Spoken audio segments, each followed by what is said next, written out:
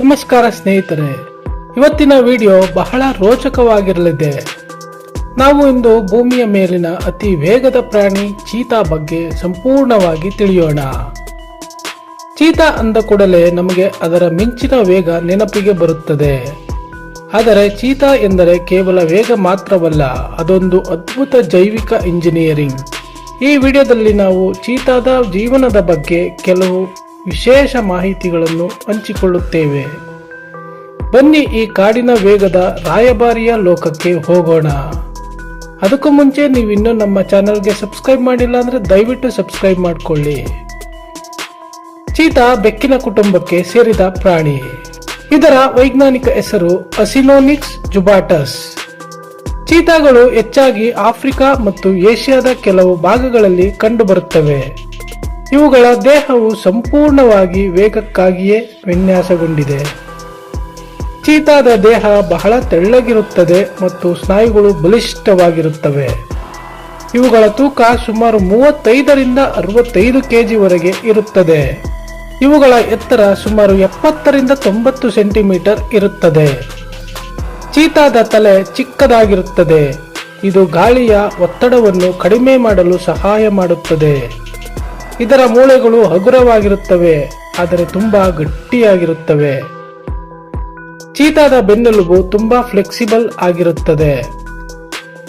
ಓಡುವಾಗ ಈ ಬೆನ್ನೆಲುಬು ಸ್ಪ್ರಿಂಗ್ ತರ ಕೆಲಸ ಮಾಡುತ್ತದೆ. ಚೀತಾದ ಪಂಜಗಳು ಅಥವಾ ಉಗುರುಗಳು ಇತರೆ ಬೆಕ್ಕುಗಳಿಗಿಂತ ವಿಭಿನ್ನವಾಗಿರುತ್ತದೆ. ಇವುಗಳು ತಮ್ಮ ಉಗುರುಗಳನ್ನು ಪೂರ್ತಿಯಾಗಿ ಒಳಕ್ಕೆ ಎಳೆದುಕೊಳ್ಳಲು ಸಾಧ್ಯವಿಲ್ಲ. ಇದು ಓಡುವಾಗ ನೆಲದ ಮೇಲೆ ಉತ್ತಮ ಗ್ರಿಪ್ ಸಿಗಲು ಸಹಾಯ ಮಾಡುತ್ತದೆ. ಚೀತಾದ ಬಾಲವು ಉದ್ದವಾಗಿದ್ದು ಓಡುವಾಗ ಬ್ಯಾಲೆನ್ಸ್ ಮಾಡಲು ನೆರವಾಗುತ್ತದೆ. ತಿರುವುಗಳಲ್ಲಿ ವೇಗವಾಗಿ ತಿರುಗಲು ಬಾಲವು ರಾಡಾರ್ನಂತೆ ಕೆಲಸ ಮಾಡುತ್ತದೆ. ಚೀತಾದ ಮೂಗಿನ ಹೊಳ್ಳೆಗಳು ದೊಡ್ಡದಾಗಿರುತ್ತವೆ. ಇದು ಓಡುವಾಗ ಹೆಚ್ಚು ಆಮ್ಲಜನಕವನ್ನು ಒಳಗೆ ತೆಗೆದುಕೊಳ್ಳಲು ಸಹಾಯ ಮಾಡುತ್ತದೆ. ಚೀತಾದ ಹೃದಯ ಮತ್ತು ಶ್ವಾಸಕೋಶಗಳು ಕೂಡ ಗಾತ್ರದಲ್ಲಿ ದೊಡ್ಡದಾಗಿರುತ್ತವೆ. ಇವು 0ದಿಂದ 100 ಕಿಲೋಮೀಟರ್ ವೇಗವನ್ನು ಕೇವಲ 3 ಸೆಕೆಂಡ್ಗಳಲ್ಲಿ ತಲುಪುತ್ತವೆ.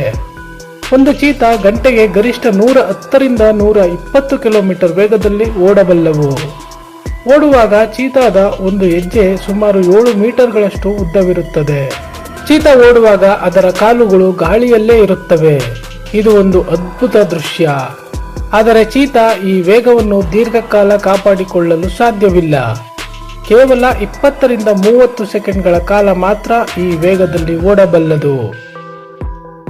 ಅತಿಯಾಗಿ ಓಡಿದರೆ ಚೀತಾದ ದೇಹದ ಉಷ್ಣತೆ ವಿಪರೀತವಾಗಿ ಹೆಚ್ಚಾಗುತ್ತದೆ. ದೇಹದ ತಾಪಮಾನ 41 ಡಿಗ್ರಿ ಸೆಲ್ಸಿಯಸ್ ದಾಟಿದರೆ ಅದು ಪ್ರಾಣಕ್ಕೆ ಅಪಾಯ. ಚೀತಾದ ಕಣ್ಣುಗಳ ಕೆಳಗೆ ಕಪ್ಪು ಗೆರೆಗಳಿರುತ್ತವೆ. ಇವುಗಳನ್ನು ಕಣ್ಣೀರಿನ ಗುರುತು ಎನ್ನಲಾಗುತ್ತದೆ. ಈ ಕಪ್ಪು ಗೆರೆಗಳು ಸೂರ್ಯನ ಬೆಳಕಿನ ಪ್ರತಿಫಲವನ್ನು ತಡೆಯುತ್ತದೆ. ಇದರಿಂದ ಚೀತಾಗೆ ಹಗಲಿನಲ್ಲಿ ಬೇಟೆಯಾಡುವುದು ಸುಲಭವಾಗುತ್ತದೆ. ಹೌದು, ಚೀತಾಗಳು ಹಗಲಿನಲ್ಲಿ ಬೇಟೆಯಾಡುವ ಪ್ರಾಣಿಗಳು. ಸಿಂಹ ಮತ್ತು ಹುಲಿಗಳು ಸಾಮಾನ್ಯವಾಗಿ ರಾತ್ರಿ ಬೇಟೆಯಾಡುತ್ತವೆ. ಚೀತಾಗಳು ಬೆಳಿಗ್ಗೆ ಅಥವಾ ಸಂಜೆ ವೇಳೆ ಬೇಟೆಯನ್ನು ಹುಡುಕುತ್ತವೆ. ಇವುಗಳ ದೃಷ್ಟಿ ಬಹಳ ತೀಕ್ಷ್ಣವಾಗಿದ್ದು 5 ಕಿಲೋಮೀಟರ್ ದೂರದ ಪ್ರಾಣಿಯನ್ನು ಗುರುತಿಸಬಲ್ಲವು. ಚೀತಾಗಳು ಹೆಚ್ಚಾಗಿ ಜಿಂಕೆ ಮತ್ತು ಸಣ್ಣ ಸಸ್ತನಿಗಳನ್ನು ಬೇಟೆಯಾಡುತ್ತವೆ. ಬೇಟೆಯಾಡುವಾಗ ಚೀತಾ ಮೊದಲು ನಿಧಾನವಾಗಿ ಬೇಟೆಯ ಹತ್ತಿರ ಹೋಗುತ್ತದೆ. ಸರಿಯಾದ ಸಮಯ ನೋಡಿ ಮಿಂಚಿನ ವೇಗದಲ್ಲಿ ದಾಳಿ ಮಾಡುತ್ತದೆ. ಬೇಟೆಯನ್ನು ಹಿಡಿದ ನಂತರ ಚೀತಾ ಸುಮಾರು 20ರಿಂದ 30 ನಿಮಿಷ ವಿಶ್ರಾಂತಿ ಪಡೆಯುತ್ತದೆ. ಯಾಕೆಂದರೆ ಅದು ಓಡಿ ಸುಸ್ತಾಗಿರುತ್ತದೆ ಮತ್ತು ಉಸಿರಾಟ ಸಾಮಾನ್ಯವಾಗಿರಬೇಕಿರುತ್ತದೆ. ಈ ಸಮಯದಲ್ಲಿ ಬೇರೆ ಪ್ರಾಣಿಗಳು ಬಂದರೆ ಚೀತಾ ತನ್ನ ಬೇಟೆಯನ್ನು ಬಿಟ್ಟುಕೊಡುತ್ತದೆ. ಚೀತಾ ಹೋರಾಟ ಮಾಡುವುದಕ್ಕಿಂತ ಬೇಟೆಯನ್ನು ಬಿಟ್ಟು ಓಡಿ ಹೋಗುವುದೇ ಹೆಚ್ಚು. ಚೀತಾಗಳಿಗೆ ಸಿಂಹ ಅಥವಾ ಹೈನಾ ಜೊತೆ ಜಗಳವಾಡುವ ಶಕ್ತಿ ಇರುವುದಿಲ್ಲ. ಇವುಗಳ ಹಲ್ಲುಗಳು ಮತ್ತು ದವಡೆಗಳು ಹುಲಿಗಳಷ್ಟು ಬಲವಾಗಿರುವುದಿಲ್ಲ. ಚೀತಾ ಗರ್ಜಿಸಲು ಸಾಧ್ಯವಿಲ್ಲ ಎಂಬುದು ನಿಮಗೆ ಗೊತ್ತೇ. ಇದು ಚಿಕ್ಕ ಬೆಕ್ಕಿನಂತೆ ಮಿಯಾವ್ ಎಂದು ಶಬ್ದ ಮಾಡುತ್ತದೆ. ಸಂತೋಷವಾದಾಗ ಚೀತಾ ಪರ್ ಎಂಬ ಸದ್ದು ಮಾಡುತ್ತದೆ. ಇವು ಪಕ್ಷಿಗಳಂತೆ ಕಿರುಚುವ ಸದ್ದನ್ನು ಮಾಡುತ್ತವೆ. ಗಂಡು ಚೀತಾಗಳು ಗುಂಪಿನಲ್ಲಿ ಇರಲು ಇಷ್ಟಪಡುತ್ತವೆ. ಇದನ್ನು ಕೊಲಿಷನ್ ಎನ್ನುತ್ತಾರೆ. ಹೆಣ್ಣು ಚೀತಾಗಳು ಸಾಮಾನ್ಯವಾಗಿ ಒಂಟಿಯಾಗಿ ಜೀವಿಸುತ್ತವೆ. ಹೆಣ್ಣು ಚೀತಾ ತನ್ನ ಮರಿಗಳನ್ನು ಒಂಟಿಯಾಗಿಯೇ ಸಾಕುತ್ತದೆ. ಒಂದು ಬಾರಿಗೆ ಚೀತಾ 3 ರಿಂದ 5 ಮರಿಗಳಿಗೆ ಜನ್ಮ ನೀಡುತ್ತವೆ. ಚೀತಾ ಮರಿಗಳ ಬೆನ್ನಿನ ಮೇಲೆ ಬೆಳ್ಳಗಿನ ಕೂದಲಿನ ಪದರ ಇರುತ್ತದೆ. ಇದನ್ನು ಮ್ಯಾಂಟಲ್ ಎಂದು ಕರೆಯುತ್ತಾರೆ. ಇದು ಮರಿಗಳನ್ನು ಹನಿ ಬ್ಯಾಜರ್ನಂತೆ ಕಾಣುವಂತೆ ಮಾಡಿ ಶತ್ರುಗಳಿಂದ ರಕ್ಷಿಸುತ್ತದೆ. ಮರಿಗಳು ಸುಮಾರು 18 ತಿಂಗಳು ತಾಯಿಯ ಜೊತೆ ಇರುತ್ತವೆ. ಚೀತಾಗಳ ಜೀವಿತಾವಧಿ ಕಾಡಿನಲ್ಲಿ ಸುಮಾರು 10 ರಿಂದ 12 ವರ್ಷಗಳು. ಪ್ರಾಣಿ ಸಂಗ್ರಹಾಲಯದಲ್ಲಿ ಇವು 15 ರಿಂದ 20 ವರ್ಷ ಬದುಕಬಲ್ಲವು. ಚೀತಾಗಳು ನೀರು ಕುಡಿಯದೆ 3 ರಿಂದ 4 ದಿನಗಳ ಕಾಲ ಇರಬಲ್ಲವು. ಇವುಗಳಿಗೆ ಬೇಕಾದ ನೀರಿನಂಶ ಬೇಟೆಯಾಡಿದ ಪ್ರಾಣಿ ಮಾಂಸದಿಂದಲೇ ಸಿಗುತ್ತದೆ. ಚೀತಾ ಮತ್ತು ಚಿರತೆಯ ನಡುವೆ ಬಹಳ ವ್ಯತ್ಯಾಸವಿದೆ. ಚಿರತೆಯ ಮೈ ಮೇಲೆ ಗುಲಾಬಿ ಹೂವಿನಂತಹ ಗುರುತುಗಳಿರುತ್ತವೆ. ಚೀತಾದ ಮೈ ಮೇಲೆ ಕೇವಲ ಕಪ್ಪು ಬಣ್ಣದ ಘನ ಚುಕ್ಕೆಗಳು ಇರುತ್ತವೆ. ಚಿರತೆಗಳು ಮರ ಹತ್ತುವುದರಲ್ಲಿ ನಿಪುಣರು, ಆದರೆ ಚೀತಾಗಳಿಗೆ ಮರ ಹತ್ತುವುದಷ್ಟು ಕಷ್ಟ. ಚೀತಾದ ಉಗುರುಗಳು ಮರ ಹತ್ತಲು ಪೂರಕವಾಗಿರುವುದಿಲ್ಲ. ಏಷ್ಯಾದ ಚೀತಾಗಳು ಈಗ ಕೇವಲ ಇರಾನ್ ದೇಶದಲ್ಲಿ ಮಾತ್ರ ಉಳಿದುಕೊಂಡಿವೆ. ಭಾರತದಲ್ಲಿ ಚೀತಾಗಳು 1952ರಲ್ಲೇ ಅಳಿದು ಹೋಗಿವೆ ಎಂದು ಘೋಷಿಸಲಾಗಿತ್ತು. ಆದರೆ ಈಗ ಭಾರತದಲ್ಲಿ ಪ್ರಾಜೆಕ್ಟ್ ಚೀತಾ ಆರಂಭವಾಗಿದೆ. ಆಫ್ರಿಕಾದ ನಮೀಬಿಯಾ ಮತ್ತು ದಕ್ಷಿಣ ಆಫ್ರಿಕಾದಿಂದ ಚೀತಾಗಳನ್ನು ತರಲಾಗಿದೆ. ಮಧ್ಯಪ್ರದೇಶದ ಕೂನೋ ರಾಷ್ಟ್ರೀಯ ಉದ್ಯಾನವನದಲ್ಲಿ ಇವುಗಳನ್ನು ಬಿಡಲಾಗಿದೆ. ಇದು ವಿಶ್ವದ ಮೊದಲ ಖಂಡಾಂತರ ಮಾಂಸಾಹಾರಿ ಪ್ರಾಣಿ ವರ್ಗಾವಣೆ ಯೋಜನೆಯಾಗಿದೆ. 2026ರ ವೇಳೆಗೆ ಭಾರತದಲ್ಲಿ ಚೀತಾಗಳ ಸಂಖ್ಯೆ ಆಶಾದಾಯಕವಾಗಿ ಏರುತ್ತಿದೆ. ಕುನೋದಲ್ಲಿ ಜನಿಸಿದ ಮರಿಗಳು ಭಾರತದ ಹವಾಮಾನಕ್ಕೆ ಹೊಂದಿಕೊಳ್ಳುತ್ತಿವೆ.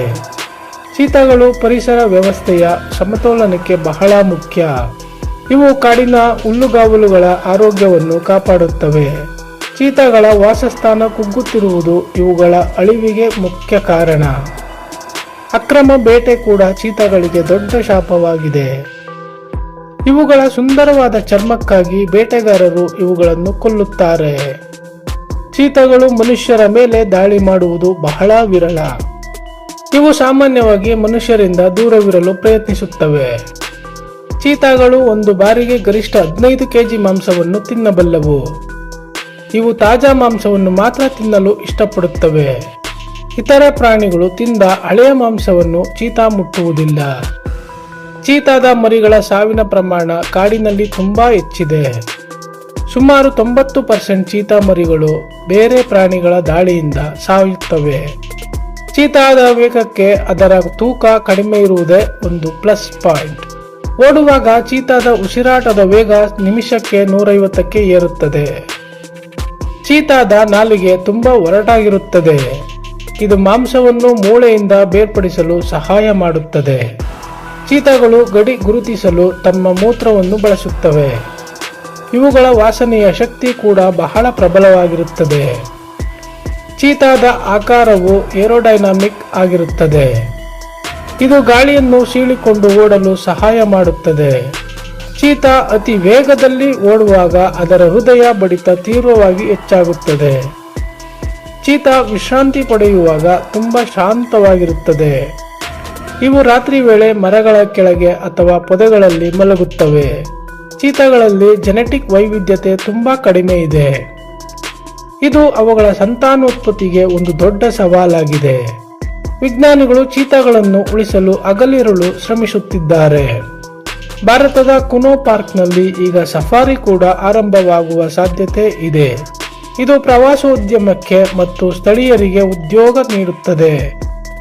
ಚೀತಾ ಓಡುವಾಗ ಅದರ ಕಣ್ಣುಗಳು ಕೇವಲ ಬೇಟೆಯ ಮೇಲೆಯೇ ಇರುತ್ತವೆ. ಇದು ಫೋಕಸ್ ಮಾಡುವಲ್ಲಿ ವಿಶ್ವದ ಅತ್ಯುತ್ತಮ ಪ್ರಾಣಿಗಳಲ್ಲಿ ಒಂದಾಗಿದೆ.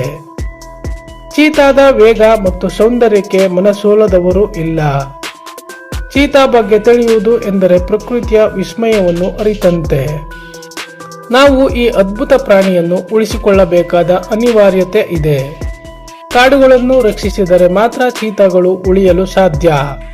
ಪ್ರಾಜೆಕ್ಟ್ ಚೀತಾ ಯಶಸ್ವಿಯಾದರೆ ಭಾರತದ ಕಾಡುಗಳಿಗೆ ಹೊಸ ಕಳೆ ಬರುತ್ತದೆ. ನೀವು ಎಂದಾದರೂ ಚೀತಾವನ್ನು ನೇರವಾಗಿ ನೋಡಿದ್ದೀರಾ? ಕುನೋ ನ್ಯಾಷನಲ್ ಪಾರ್ಕ್ಗೆ ಭೇಟಿ ನೀಡಲು ನೀವು ಪ್ಲಾನ್ ಮಾಡಿದ್ದೀರಾ? ಚೀತಾ ಬಗ್ಗೆ ನಿಮಗೆ ಇಷ್ಟವಾದ ವಿಷಯ ಯಾವುದು ಎಂಬುದನ್ನು ಕಮೆಂಟ್ ಮಾಡಿ ತಿಳಿಸಿ. ಈ ವಿಡಿಯೋ ನಿಮಗೆ ಇಷ್ಟವಾಗಿದ್ದರೆ ಲೈಕ್ ಮಾಡಲು ಮರೆಯಬೇಡಿ. ಇಂತಹ ಇನ್ನಷ್ಟು ಆಸಕ್ತಿದಾಯಕ ವಿಡಿಯೋಗಳಿಗಾಗಿ ನಮ್ಮ ಚಾನಲ್ ಸಬ್ಸ್ಕ್ರೈಬ್ ಮಾಡಿ. ಈ ಮಾಹಿತಿಯನ್ನು ನಿಮ್ಮ ಸ್ನೇಹಿತರೊಂದಿಗೆ ಹಂಚಿಕೊಳ್ಳಿ. ಈ ವಿಡಿಯೋ ನೋಡಿದ್ದಕ್ಕಾಗಿ ಧನ್ಯವಾದಗಳು.